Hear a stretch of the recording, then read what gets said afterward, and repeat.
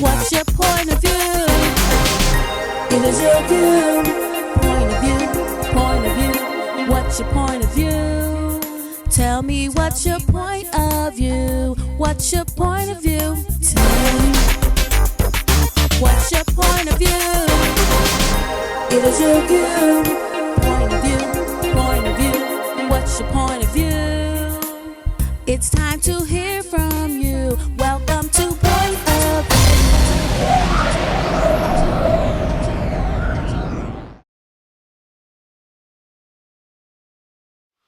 Thank you for tuning in. We are here with Lakesha Logan at the Faces of Our Fathers Film Festival. How are you doing today? I am doing wonderful today. Thank you for taking the time out to talk with us. Absolutely. Tell us a little bit about Lakesha. Well, my name is Lakesha Logan. Of course, some know already that I'm the head of Children and Youth Services at the J. Lewis Crozier Library. I'm also the visionary and founder of Phenomenal Women's Movement, which you are a part of. Yes. And I am so excited and honored to be a part of this today. So let's talk. We just finished watching the clips from Dear Daddy, which sparked a lot of emotion. So share with us what you thought about the clips. The clip was, it was amazing, number one. I've gotten so much more out of this than I expected. I got a little teary-eyed. It's more than the dynamics of filmmaking, and that's what I thought I was getting. It's more than just telling basic short stories, but for me, this particular clip was, it was therapeutic. Okay. In a myriad of ways, therapeutic. Well, I know.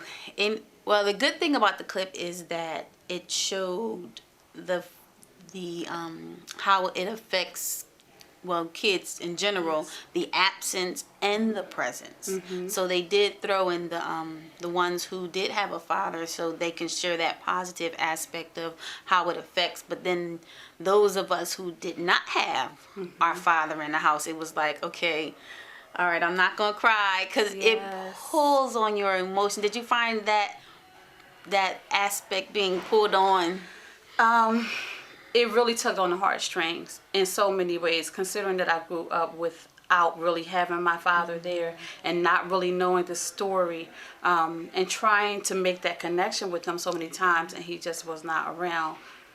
From going through that to watching him suffer with cancer and then die, as during a time where I thought we were being mended together. So it's almost like I never got closure on that. So that was very hard for me. And I remember them showing the one girl in a clip where you can see she lost her father. Right. So then you're making this connection with that child. Exactly. And I think with the different young ladies speaking, they are touching almost on every situation. Yes. So I found with, like the one that definitely, okay, I could relate to all of them, but that one was like more hit the nail on the head. Personal.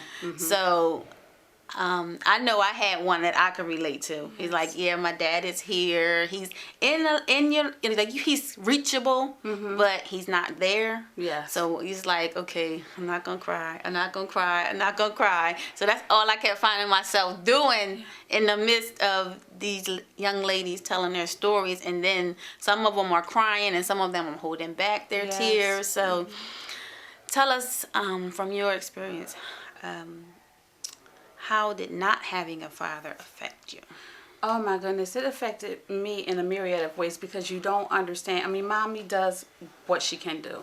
And, as stated inside, as I got older, as I became a young woman into a full-grown woman, I understood that she was more than a mother. She was a woman, and she was broken in many ways, and there were just certain things that she couldn't do for me that had my father had his stuff together or been present.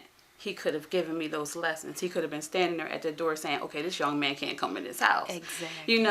And and you just move on as best as you can, but it's something that's still kind of always there. Because it's like, okay, you need the mother, you need the father Yes. to make a child. So it's always going to be a voided place to Yes. not have them in your life growing up. Because it's just something that a father provides for a family as far Absolutely. as structure, and there's a piece that a mother provides for a family as far as structure. So when you have that imbalance, it's just a total imbalance throughout the Absolutely. family. So we need our fathers. We need our fathers, bottom line. Exactly. And now we have this thing where women try to make it okay by saying independence. I don't need them, but I say we need our men.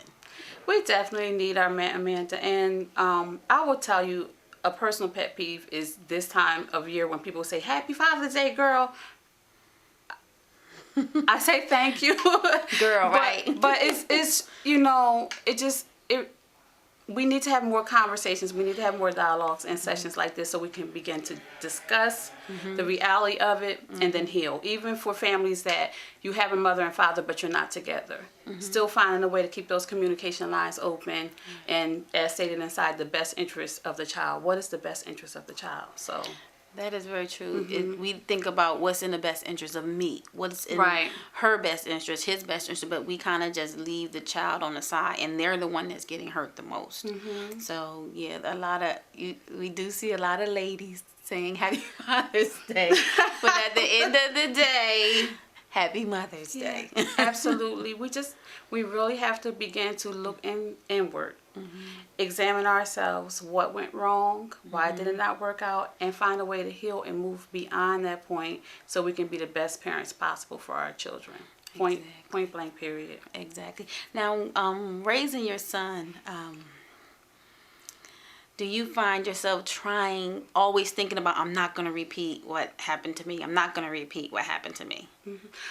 There was a time that I did. There was a time that I really did a whole lot of beating myself up, trying to overcompensate, being angry with his dad, and constantly reminding myself, I don't want to do this anymore. I don't want to do this anymore. And, I got to a place of peace within myself. And that's something that only God can help me with. Right. And so I can honestly say at this point, I don't feel that anymore. I don't hear that playing over and over again in my mind anymore. But in the beginning, oh yes. It was a battle. Now, when you had that energy towards his father, did you find that energy was trickling down to your son? I didn't realize. I didn't think that it was. But as Zion started getting older, I realized, okay, some things he doesn't need to hear. I mean, I never made it a habit of bad mouthing, but I do understand. Kids pick up on our energies. They know when we're happy. They know when we're sad. So he helped me to understand I need to get myself together as a mother, and really find a way to have better communication with his father, so that we could be a family. I mean, you're still a family. Right. You still have to raise this child. So I had to move beyond that so that his father and I could work together, so that Zion wasn't feeling our tension. Right. So it wasn't really what we were saying about one another, because his father and I really didn't do that to him.